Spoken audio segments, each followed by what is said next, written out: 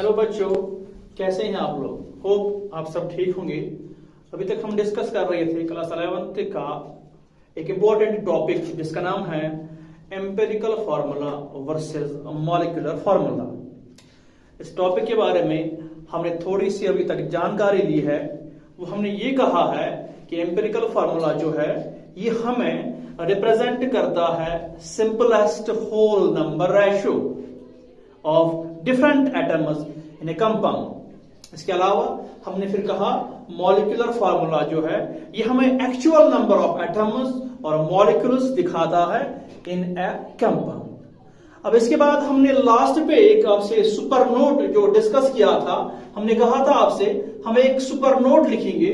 Super note में हम आपसे बात करेंगे, चर्चा करेंगे, बहुत ही डीपली आपसे बात होगी। सुपर नोट जो है उसमें हमने कहा था कब ऐसे केसेस आ जाते हैं जब मॉलिक्यूलर फार्मूला इक्वल टू बन जाती है एम्पिरिकल फार्मूला को।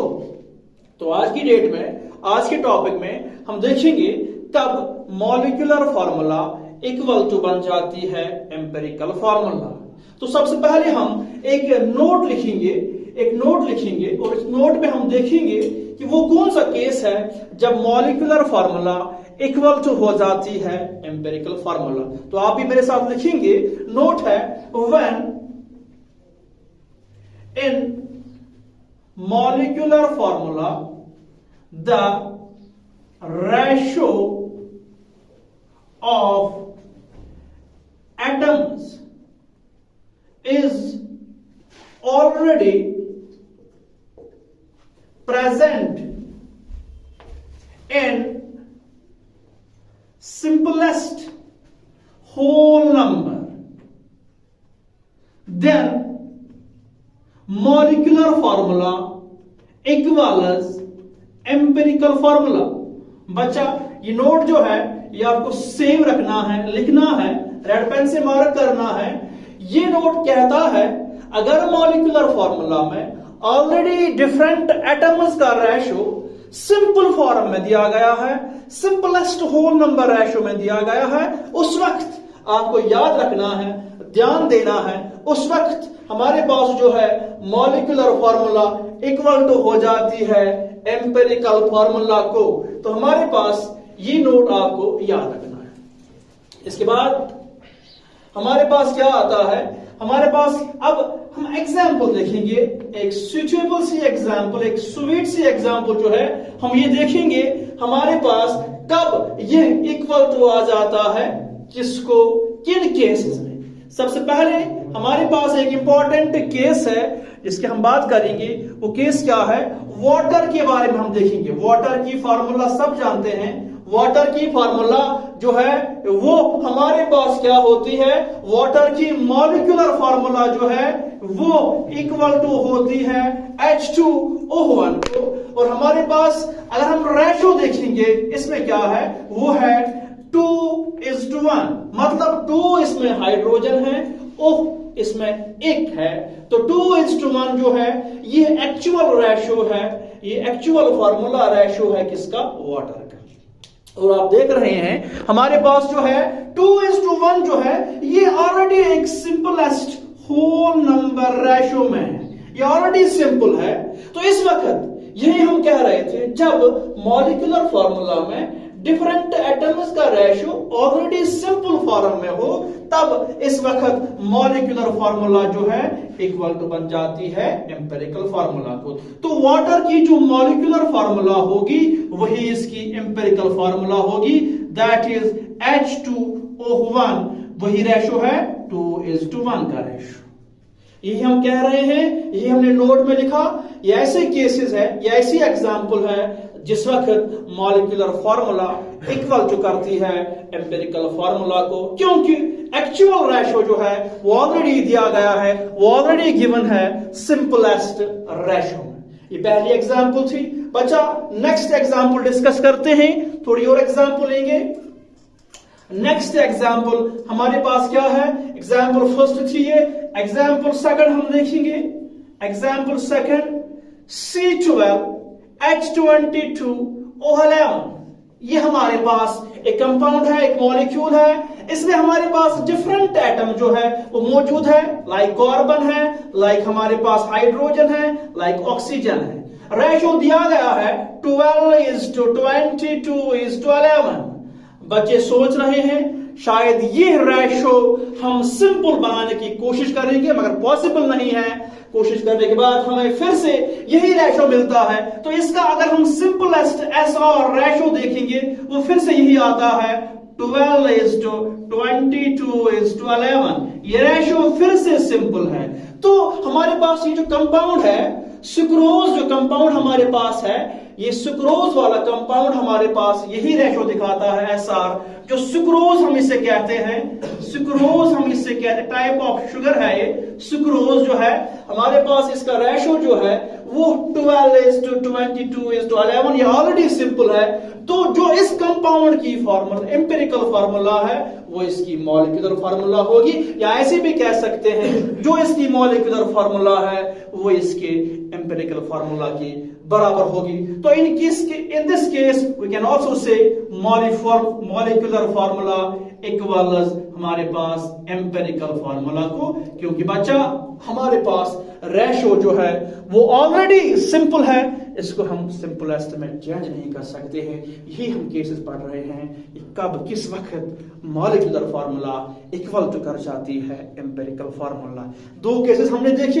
एक और एग्जांपल हमारे पास है, सिंपल एग्जांपल है, एमोनिया की बात करते हैं। एग्जांपल नंबर 3 बच्चा, एग्जांपल नंबर 3 जो है एमोनिया की एग्जांपल है, EG 3 हमारे पास जो है वो एमोनिया है NH3। ये एमोनिया की मॉलिक्यूलर फार्मूला है, ये एमोनिया का एक्चुअल रेशो है। रेशो क्या है? N 8 टाइम्स है, हाइड्रोजन 3 टाइम्स है। तो यहां गिवन रेशो जो है वो 1:3 है। बच्चा आप देख रहे हैं 1:3 जो है ये ऑलरेडी सिंपल रेशो में है। It can not be divided by anything to make it simple. तो हमारे पास क्या है, जो इस रेशो की बनेगी मॉलिक्यूलर फार्मूला वही उसकी बनेगी एम्पिरिकल फार्मूला, वो बनेगी। n हमारे पास एक टाइम है, N1H3 टाइम्स है, तो N1H3 will be the empirical formula for ammonia. Ammonia की जो मॉलिक्यूलर फार्मूला है वही एम्पिरिकल फार्मूला है। ये हमारे पास एग्जांपल नंबर 4 है। अब आपके लिए कुछ और एग्जांपल 4 और 5 में 2 एग्जांपल और है हमारे पास, लाइक CH4 है, मीथेन है, हमारे पास CO2 कार्बन डाइऑक्साइड है। ये 2 एग्जांपल जो है आप बच्चा खुद से सॉल्व करेंगे, आपको देखेंगे कि इनकी जो मॉलिक्यूलर फार्मूला है वही इक्वल कर जाती है एम्पिरिकल फार्मूला को, क्योंकि इनकी मॉलिक्यूलर फार्मूला में जो रेशो है वो ऑलरेडी सिंपल है, वही आप कंसीडर कर लेंगे एम्पिरिकल फार्मूला को। होप आपने ये कहानी, आपने ये टॉपिक यहां तक अच्छे से समझा होगा। तो आगे चलते हैं, पहले आप थोड़े बहुत कॉपी करके लिख लेंगे इसको।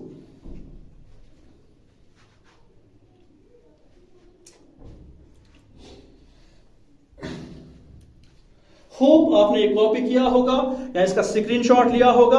आगे चलते हैं। अब नेक्स्ट हमारे पास क्या है, नेक्स्ट आप ध्यान से देखिए, बहुत ही इंपॉर्टेंट। नेक्स्ट हम देखेंगे what is the relationship between molecular formula and empirical formula. बहुत ही इंपॉर्टेंट है। अब हम नेक्स्ट टॉपिक देखेंगे, क्या रिलेशन है, क्या रिश्ता है मॉलिक्यूलर फार्मूला और एम्पिरिकल फार्मूला के दरमियान। तो यहां आप टॉपिक में डालेंगे, हेडिंग में लिखेंगे relation between molecular formula and empirical formula. क्या इनका रिलेशन है? What is the relation between molecular formula and empirical formula? कैसे हम रिलेट कर सकते हैं दोनों को? तो रिलेट करने के लिए हमारे पास एक इंपॉर्टेंट आ जाती है रिलेशन, जिसे हम कहते हैं मॉलिक्यूलर फार्मूला जो है ये इक्वल टू होती है n times to empirical formula. बहुत ही इंपॉर्टेंट है ये बात, ये रिलेशन आप एक इंपॉर्टेंट पॉइंट की तरह नोट करेंगे। The relation between molecular formula and empirical formula is molecular formula equals empirical formula n times बराबर होती है मॉलिक्यूलर फार्मूला को एम्पिरिकल फार्मूला। n जो है यहां पर एक नंबर है, n की वैल्यू हो सकती है 1 2 3 बहुत सारे। n को निकालने के लिए बहुत इंपॉर्टेंट तरीका है, दो वेज है। n जो है ये वो नंबर होता है जो आपने कॉमन लिया होता है। n वो नंबर है जो आपने कॉमन लिया होता है जब आपने एम्पिरिकल फार्मूला को सिंपलेस्ट बनाया, या जिससे आपने डिवाइड किया। वो नंबर जिससे आपने डिवाइड किया या जिससे आपने कॉमन लिया है, n वही नंबर होता है। या बहुत important, to be accurate, n का वैल्यू निकालने के लिए हम मॉलिक्यूलर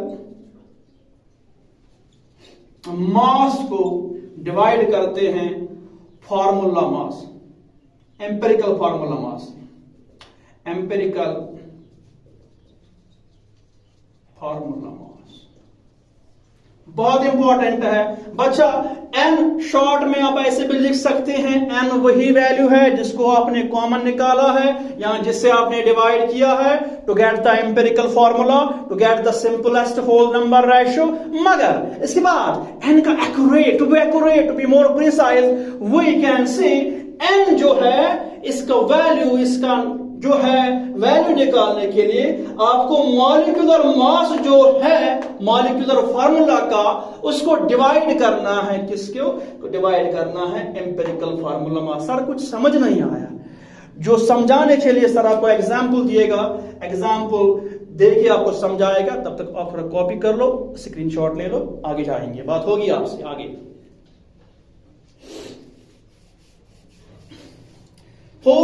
आपने स्क्रीनशॉट लिया होगा, आपने ये नोट किया होगा। अब हम इस रिलेशन को जो है वो यहां प्रूव करने की कोशिश करेंगे।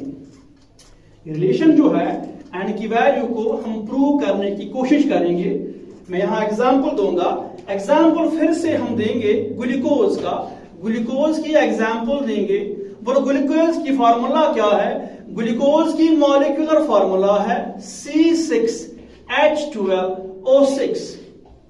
ग्लूकोज की एम्पिरिकल फार्मूला क्या है? वो है C1H2O1, या ऐसे लिख सकते हैं आप CH2O।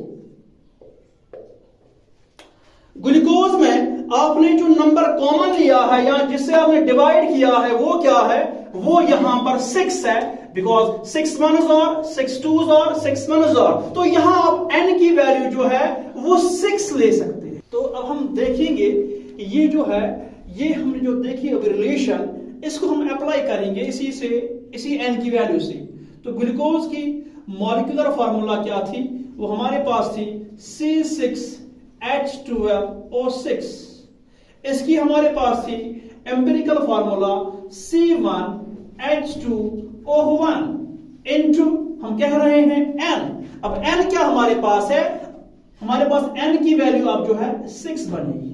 तो करो मल्टीप्लाई 6 से, तो ये बनेगा 6 1s और 6 O6, 6 2s और 12 H12, 6 1s और 6। यही तो हम कह रहे थे, यही तो हमने अभी पढ़ा। क्या पढ़ा हमने अभी? हमने पढ़ा जो मॉलिक्यूलर फार्मूला है वो बराबर होती है एम्पिरिकल फार्मूला को मगर n times.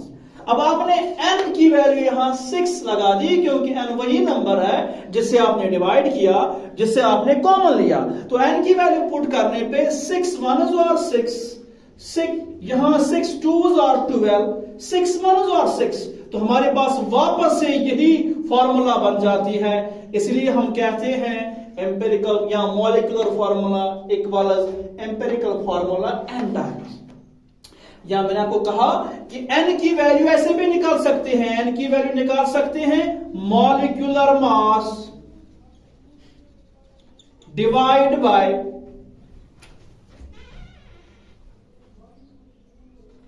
Empirical formula mass, divide by empirical formula mass. वो क्या आएगी? हमारे पास क्या है मॉलिक्यूलर फार्मूला? वो है C6H12O6। हमारे पास क्या है एम्पिरिकल फार्मूला? C1H2O1 या CH2O, ये CH2O। अब हम क्या ढूंढ रहे हैं, n की वैल्यू ढूंढ रहे हैं जो कि 6 है। इस फॉर्मूला से भी हम 6 निकाल सकते हैं। जब आप यहां देखेंगे कार्बन का एटॉमिक मास, कार्बन का मोलर मास ऐड करेंगे जो कि 12 है और H12 है, O6 है, इसका मॉलिक्यूलर मास निकल के आएगा एग्जैक्टली 180। ग्लूकोज का मॉलिक्यूलर मास 6 टाइम्स करने पे 12, क्योंकि कार्बन का मॉलिक्यूलर मास जो है, मोलर मास जो है वो 12 होता है। इस कंपाउंड का, ग्लूकोज का टोटल मॉलिक्यूलर मास 180 आएगा। एम्पिरिकल फार्मूला का टोटल मोलर मास वो क्या आएगा, वो आएगा 30। तो अब सिंपल हो गया, 0 से 0 कैंसल, 3 1s और 3 6s और हमारे पास n की वैल्यू क्या आई, परफेक्ट। जो हमने कहा था यहां पर n की वैल्यू 6 है, वही n की वैल्यू यहां पर 6 आएगी। इसीलिए हम कह रहे थे n के दो तरीके हैं, n वही नंबर है जो आपने कॉमन निकाला है, n या वही नंबर है जिसे आपने डिवाइड किया है, या n को निकालने का एक तरीका जो है, जो मॉलिक्यूलर मास जो है उस कंपाउंड का, उस मॉलिक्यूल का, उस टोटल मास को डिवाइड करना है एम्पिरिकल फार्मूला मास से। आपको n की वैल्यू निकल के आएगी, n की वैल्यू को यहां पुट करना है, आपकी एम्पिरिकल फार्मूला बराबर हो जाएगी मॉलिक्यूलर फार्मूला को। होप आपने ये समझा होगा। Please note it down. Thank you.